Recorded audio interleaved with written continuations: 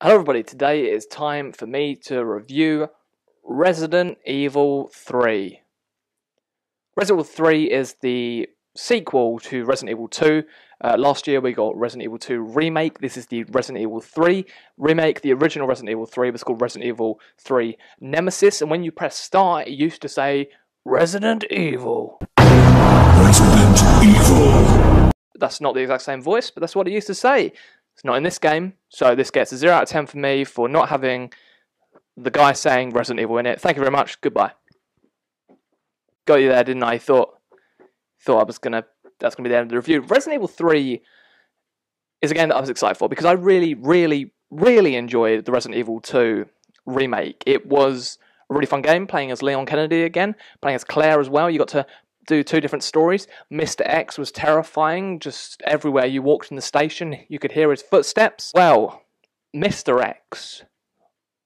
Well, oh baby, you ain't seen nothing yet. No, you ain't seen nothing yet.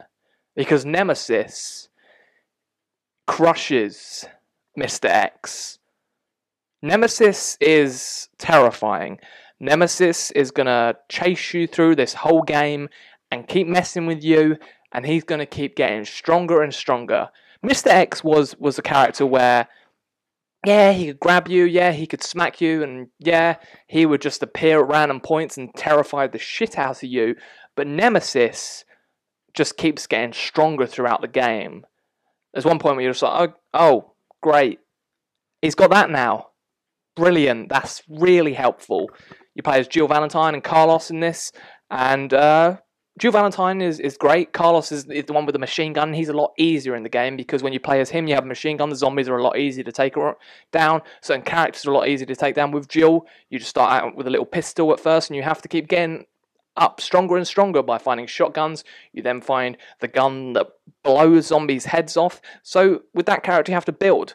Carlos's parts of the story are great, but it's very easy to play as him. Now, I did play this on you have assisted, standard, and then you have hard. I had tried to recently play some games on hard, and that is a terrible decision to do. I did it with Uncharted. I did complete the whole Uncharted franchise on hard, and that was a bad decision, because it took me a long time to do. But this, I think, would have been even harder on hard. But for me, it being on standard, there's some things to it that are a little bit too easy. You have the hunter lizard type creatures that are after you, that there are points where you'll be in a room with them and that's the last thing you have to kill, and they can slash your throat, and if you get too close to them. You also have gammas. If you get too close to them, they will eat you. But the way that you find weapons on the standard version of the game is that it's very easy to find stuff, and when you do complete the game, you are able to buy weapons and buy healing coins, which will help you when you want to play the hard version, which I am going to do next, because right now I am just reviewing the standard edition of the game to you.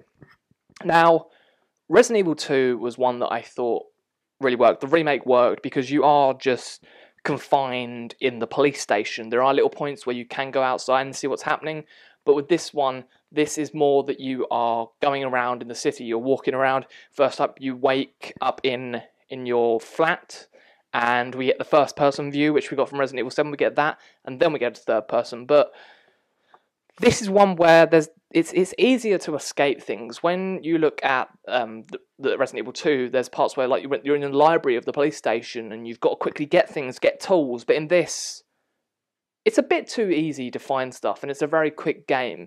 If you figure out how to use your weapons and use your ammo, in small amounts, and don't just shoot as many bullets as possible at zombies, then you're going to get through this easily. There is a point where even if you do run out of bullets, you can just run past certain zombies and get to the next stage. This is a game that you could speedrun a bit. Even when Nemesis does appear, there's always weapons hidden around to help with the game if you do get stuck. And that's the thing about the standard edition. It's a bit too easy at points. And Nemesis is terrifying. He is the boss fights that you have with him. There's many different fights, achievements that you get where you'll keep having things saying, Nemesis down? Are we sure he's down? Because they put a question mark on the achievements. But you keep fighting him, and he's just this entity that keeps getting bigger, keeps getting crazier, and is a much bigger enemy than Mr. X. Compared to Mr. X, this is turned up to 11 for Nemesis. It's quite a short game.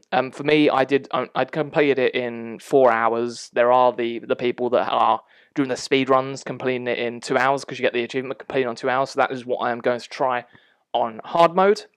I know when you play on different modes of the game, there are little changes, which I think is always good. The detail of this game is beautiful as well. There's all these little Easter eggs throughout. And there was a thing which was a bit too... It's close to what's happening right now. When the game opens up and they're saying about a pandemic happening and certain parts of the city being in isolation, and it's showing real footage, not computer game graphics at this point. It's real footage. And did I put the game on, or have I just switched the news on? It's weird because there's all posters around in the hospital at points being like, wash your hands. So Resident Evil 3 came out at a weird point, but Resident Evil 3 gets a 3.5 out of 5 from me, because I still think it's a great game. I think Nemesis is a brilliant villain, and I do think there are some terrifying moments in this game. The monsters and zombies that you have to fight are great. Valentine is a fantastic character, and this game is a lot of fun. It's one that you can just play through very quickly, but if you like the rest of the Resident Evil franchise, then this is one that you should definitely check out. If you enjoyed Resident Evil 2 Remake, then you are going to enjoy this. My favourite in the franchise has been Resident Evil 2. The first Resident Evil, that's never going to get beaten, because that's the part as a kid when that zombie turns at the start of the game, that always got me. And I really hope we get Resident Evil 8, because it's been the confirmation of, Resident Evil 4's now going to get released in 2022. But we already got the HD remaster a little while back that got released on PS4 and Xbox One, so I'm not sure what they're really going to do with that. I don't think it's a game that needs to have the remake, because it's already perfect. With Resident Evil 3, that did need a remake because it wasn't as much as a polished game. Resident Evil 2, when it was first out, that was quite a polished game, but Resident Evil 3 Nemesis wasn't always a very polished game. It was quite a quick thrown out game almost, because it's set just before the events of Resident Evil 2 and set sort of during them as well. But Resident Evil 4 was always a perfect game to me, and I think if we're going to do a remake, it has to be Code Veronica next. It has to be that, or just give us Resident Evil 8, because I loved Resident Evil 7 Biohazard. That was a brilliant horror survival first-person game, in my opinion. Yeah, that is all for me today. If you have played Resident Evil 3 Remake, let's talk about it in the comments down below. What do you want next to happen with this franchise? Do you want them to remake Code Veronica, or do you want this Resident Evil 4 remake, or do you just want them to push out Resident Evil 8? Because there's already been the confirmation of werewolves and stuff, so I want to see that. Zombies and werewolves, that's a game that I need. So that is all from me today. Thank you very much. I'll see you all again very, very soon. Goodbye.